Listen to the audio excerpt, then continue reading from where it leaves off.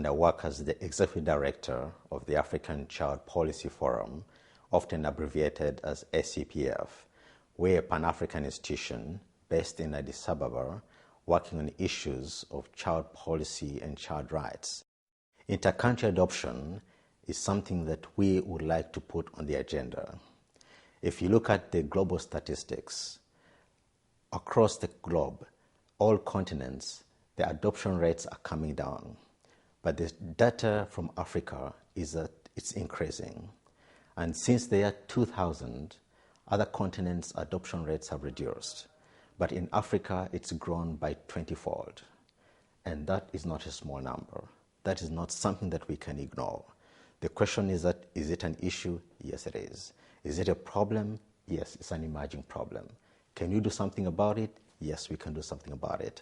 And this is why we commissioned this documentary to show what's the reality, what is happening, what are the issues. We should move from an era of rhetoric where we make promises and promises and promises, but move on to action. And this is one thing that we hope this documentary and the conference are going to impact on: cause action.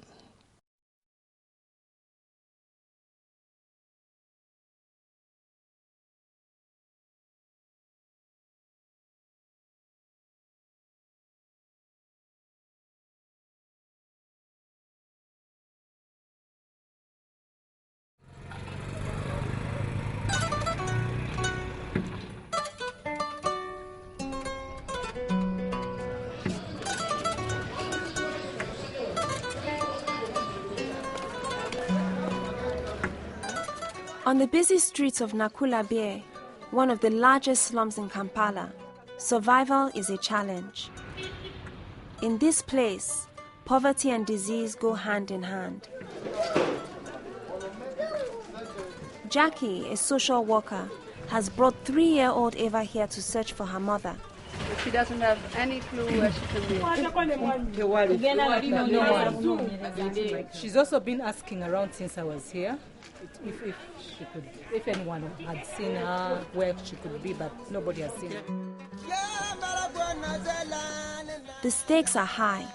If Eva can't find her mother, she could spend the rest of her childhood in an orphanage, go into foster care, or be put up for international adoption.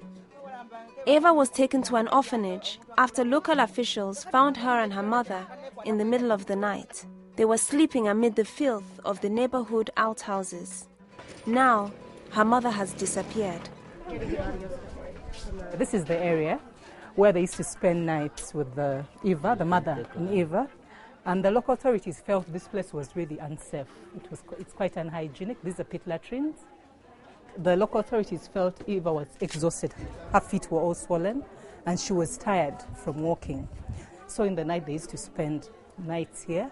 Eva, ojukirao. She says she remembers. I don't think so. She said she remembers this place. They're saying she's in a different zone. Yes? Zone 5. Can we go there? Yeah. Kati mu zone 5 tuyinza omusangayo. They're telling me we could take us. Maybe we are lucky today. Normally we spend a lot of days because only one field trip is not enough, so you go and go.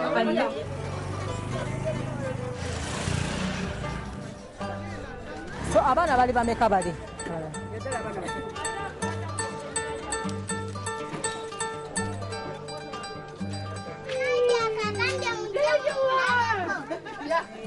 Eva,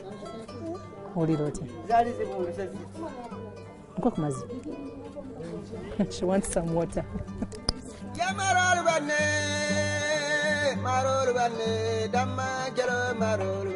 Eva is part of a much bigger story. She's one of about 2.5 million children in Uganda who has lost at least one parent. Every day, hundreds more like her are abandoned across Africa. Some will end up with extended family, some will grow up in institutions, others will leave home and live with families thousands of miles away.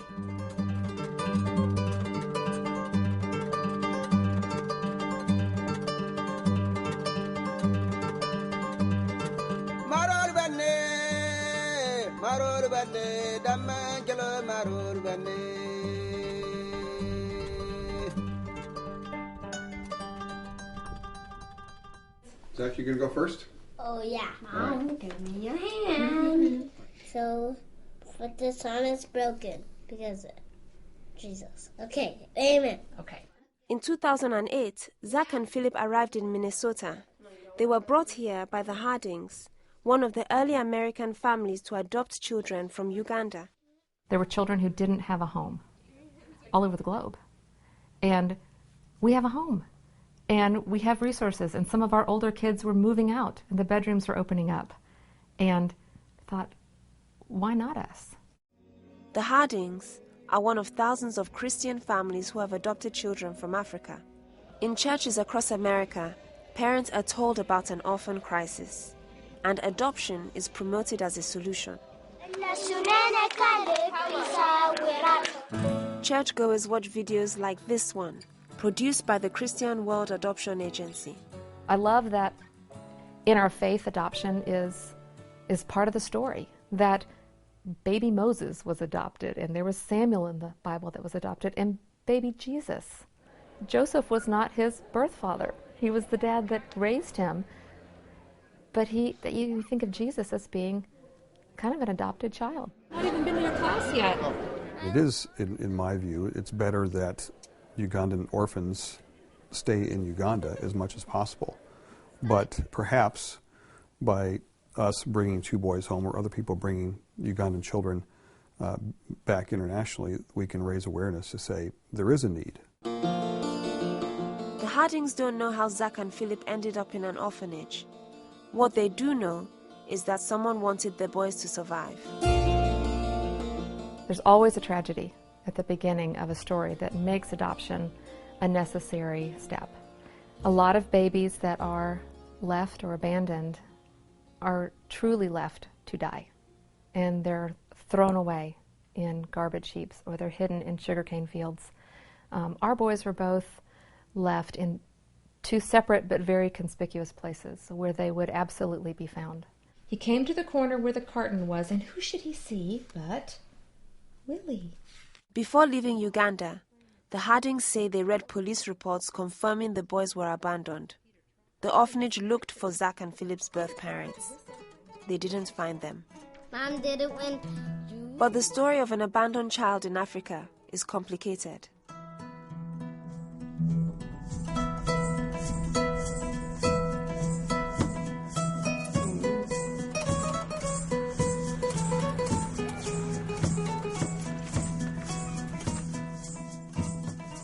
Uganda has the world's second highest birth rate and is one of the poorest countries. Locals say parents who give up their children often feel they have no choice.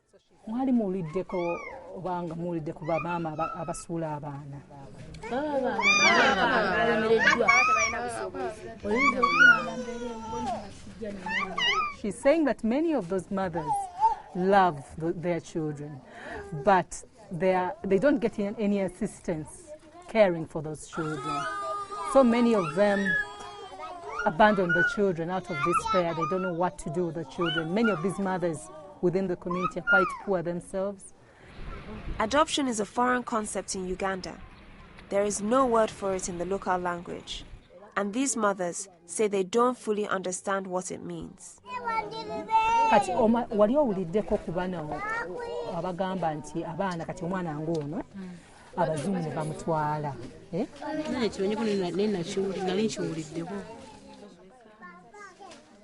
Poverty alone should not be a reason for adoption. Frida Luzinda worked at the U.S. Embassy in Kampala processing visas for adoptions. Part of her job was to ensure that Ugandan parents recognized that adoption is permanent. I can say that about 60% of the birth parents that I spoke to didn't understand adoption. And if you ask them, why are you here? They would say, oh, I'm here to help my child get a visa. A visa for what? They're going to America. Why are they going to America? Because they found a good Samaritan who's going to educate them and take care of them. Last year, American adoptions from Uganda spiked, tripling from 2010. One reason? Adoptions here move quicker than most countries. Ugandan law allows American parents to gain custody of a child within months. After parents figured this out, Frida says the country emerged as an adoption hotspot, driving a cottage industry of orphanages. When I first started processing visas at the embassy, I probably knew just under 10. Then the numbers grew, and they grew, and they grew, because by the time I finished, and this was 2 years later, we had a count, and we were dealing with about 100 orphanages. After a series of celebrity adoptions made headlines, adoptions from Africa soared. Uganda is the new ground zero. But Frida says the country is not ready for a rush of adoptive parents. She saw with her own eyes the consequences of an adoption industry springing up almost overnight. While at the embassy, we came across so many things that made me think twice. For example, many times we found that orphanages, when they took children in, they did nothing to try and identify who the children were, especially abandoned children, or who's abandoned them, or anything. Identifying a child can be difficult in a country like Uganda. There is no centralized birth registry and no system to keep track of children. But Frida says that does not excuse some of the irregularities she uncovered. Many times we found that even because nothing was done to try and trace back, children were being adopted without their birth parents knowing, and they were being taken. The whole system is corrupt through and through. Frida warned international adoption agencies about fraud, but it did nothing to stop them from flocking to Uganda. I'm here today to inform you more about our exciting program in Uganda. Dozens of agencies have started new adoption programs in the country. Some are even promoting them on sites like YouTube. Currently have the highest orphan population in the entire world. Adoption is sold as this idea that it's, again, a beautiful, gorgeous thing where orphan kids are placed into the homes of beautiful families, their forever families. But if you dig down deeper, what happens on the adoption agency side is an absolute business. If you think about the products, in this case for the adoption industry, the products are kids. Kevin Ostvolmers spent 5 years working for an adoption agency in Minnesota. He says that Uganda is the perfect place for agencies to operate because adoptions are quick and easy. He argues agencies aren't looking to end the orphan crisis. They want to profit from it. They don't focus in on how many kids can we save today. They focus in on how many kids can we move today so that we can meet our budget and surpass our budget. It's not altruism that drives these adoption agencies, it's the bottom line. And the bottom line exists, and the bottom line gets better with the more kids who are placed within adoptive families. There is a lot of money at stake in adoption. It can cost anywhere from $10,000 to $30,000 or more. Critics say this high price tag drives a cycle of corruption around the world. In Africa, it started with Ethiopia and Liberia, and now it's happening in Uganda. Corruption exists because there's a huge amount of money being passed between different institutions and organizations and people. And that's my biggest problem with that. Kids are being sold, and that's it. And anyone who says otherwise is either lying to themselves or lying to whoever they're talking to. I'm not apologetic about agency adoption.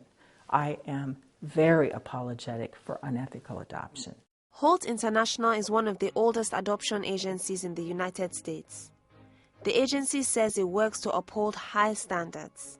I think it's very distressing to those of us who are providing ethical and professional services to hear about and see stories that are unquestionably, if not illegal, certainly unethical. If you're doing it properly, you are not going to make a lot of money from adoption. And there are certainly people who do, but if you're doing it properly, you're not profiting from adoption. it's a money-motivated industry. Everyone has something to gain from it, whether it is the police that's being told about it, or the orphanage director, or the adoption agency, everyone. Frida Luzinda claims the flood of Western money is an incentive for both agencies and orphanages to find babies who can be adopted quickly. She says Ugandan parents are often coerced into signing their rights away. Well, orphan creation does happen a lot in Uganda, and this is done by adoption facilitators who will go and scout the slums, find vulnerable families, and talk them into giving up their children. This is a prime place for adoption recruitment because, as you can see, the children are poor, parents are poor, the conditions they live in are bad. Many of them have no clothes, basic things like clothing. If you think about, for every child that's being adopted through an agency, if they're paying up to $30,000, think about how much $30,000 can do for a community like this one. You can see this little baby trying to crawl. Oh, see this? Yeah, oh, poor kid. It's so easy. He was crying, looking for attention. It's very easy to just pick them up and, no one will tell you anything. I wonder where the mom is. So...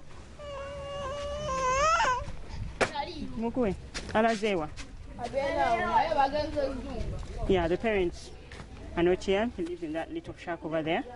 And, he will just crawl and find the other children until he's old enough to run around with them. And that's life for them.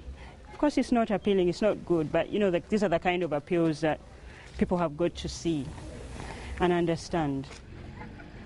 If I was the mother of this little boy and they came to me, of course, the chances are, because I know I'm poor, maybe I feel like I'm not fit enough to take care of him, the chances are I'll give him away, as long as they promise me, which is what they do, to give him a better life. None of these children here are orphans. People who support international adoption recognize that it's complicated, but say for some children, it is still the best option. God is so big, so strong and so mighty. Danine Randolph Badge is the director of an orphanage in Uganda, the Amani Baby Cottage. This is where the Harding boys, Zach and Philip, were adopted from. I don't think it's right to say the West is the way to save Uganda at all. I don't think that's the answer. But I think if there's people in the West that can give these children a family when no one else can, I do think it's more important. For the past 9 years, Danine has been working to find families for orphaned and abandoned children. As a Christian, it's something that's kind of demanded of us, not to go to Africa and work with orphans, but to look after the orphan and the widows. My biggest hope for them is for them to be raised, just taught to love and respect and to honor God, and that's what, for every one of them, that's what I would hope. Danine believes the system in Uganda is working. It allows her to match orphans with Christian families quickly, a process she says is safe. You are going through the highest courts, you are going through the Minister of Gender, you're getting permission from them to get a passport.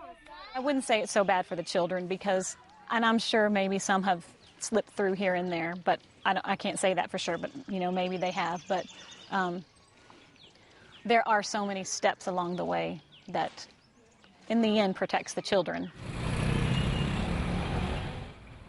Many Ugandans say speedy adoptions can lead to fraud, and one child slipping through the cracks is one too many. It's not right what they are doing. I know for them they get something out of it, but it's also wrong to defraud parents and Ugandans of their children. In order to prevent fraud, the Ugandan government is working to strengthen child welfare laws. It plans to arrest people for running illegal orphanages.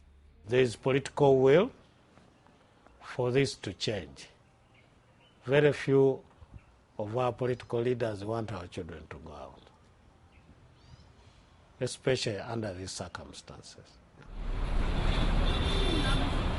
The one change that Uganda has yet to make is to sign the Hague Convention on Intercountry Adoption.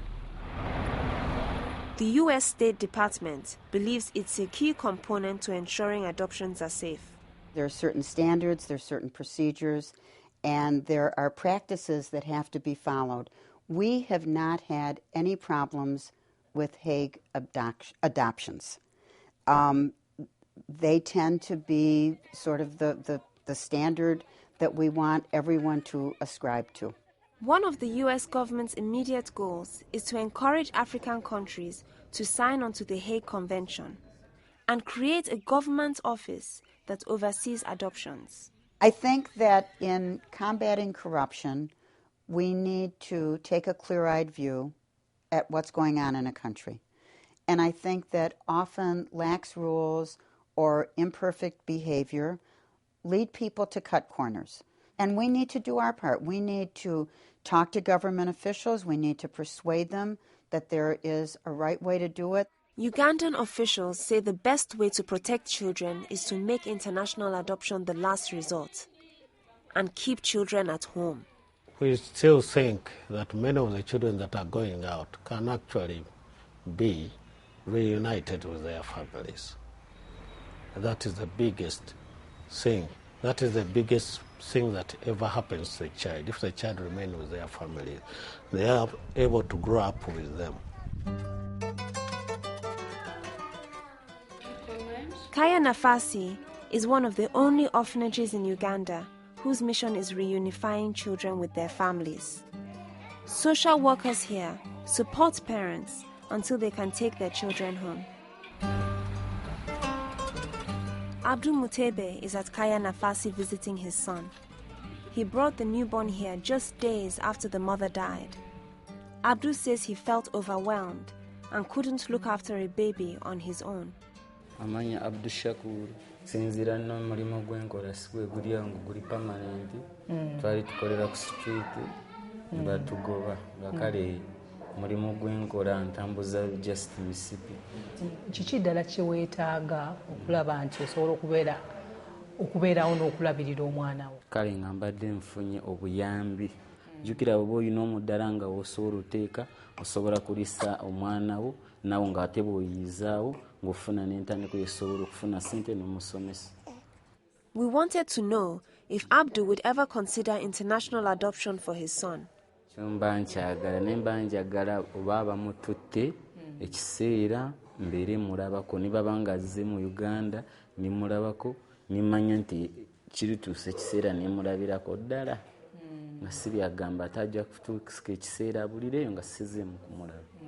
Ekyo kyokka kimba ntya.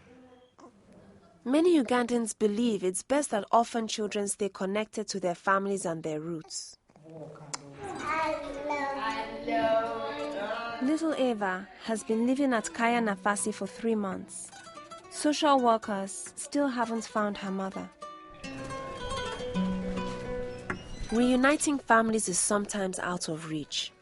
It can take months of searching, and some parents aren't able or willing to raise their children. You know, it's ideal and it's kind of like the nice fairy tale thing to say let everybody be where they are and stay and have their culture, but it's not reality. I don't think 77 children living out of here has robbed Uganda of something. Will they give back to Uganda one day? I guess that will be their choice. But would they have given to Uganda if they had been raised here? For you! My God is so big, so strong and so mighty.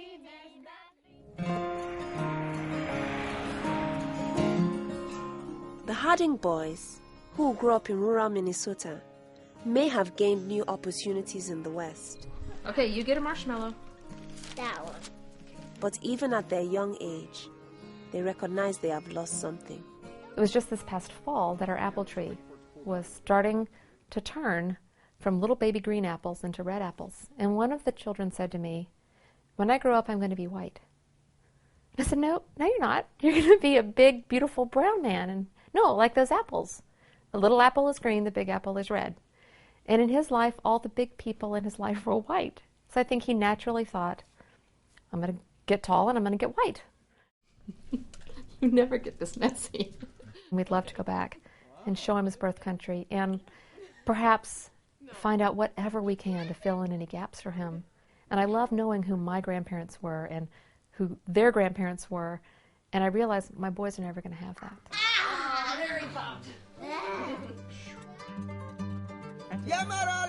Frida is still an advocate for international adoption, but she believes the system in Uganda is broken. And until it's fixed, she says the victims would be the children. Sometimes you think, if I had a magic wand, I would probably wave it and everything would go right, because there are children in genuine need in Uganda that need families, and no one's adopting them. No one's taking these children because they're not picture perfect, because it's going to take long before they are document approved, and nobody cares.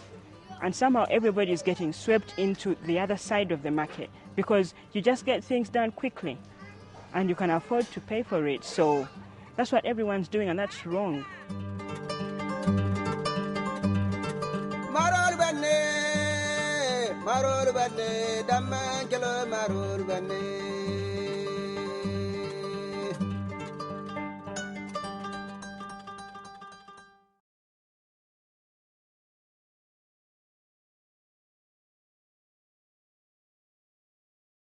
This documentary selected a case for us to look at, to document what's the situation across the continent. So it's not saying that it's only happening in Uganda, no. It's just a case for us to see what is happening on the continent, of which Uganda is one, but the same story happens in all other countries on the continent. Our hope for African children is that they should have a better future. There is a saying that says that this world was given to us by our forefathers.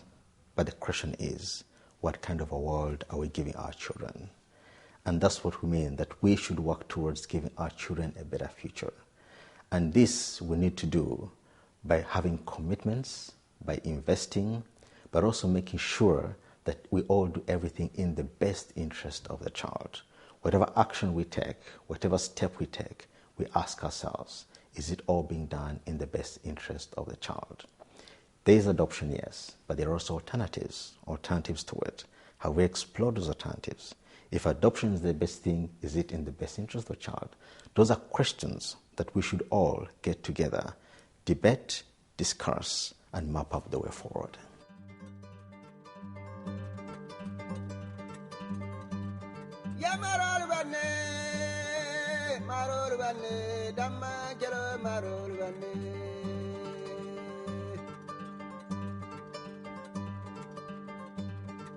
Juba moila, Korana Juba moila, Sada Darara Juba moila, Dumbeda Juba moila, Bulunda Sarada Juba moila.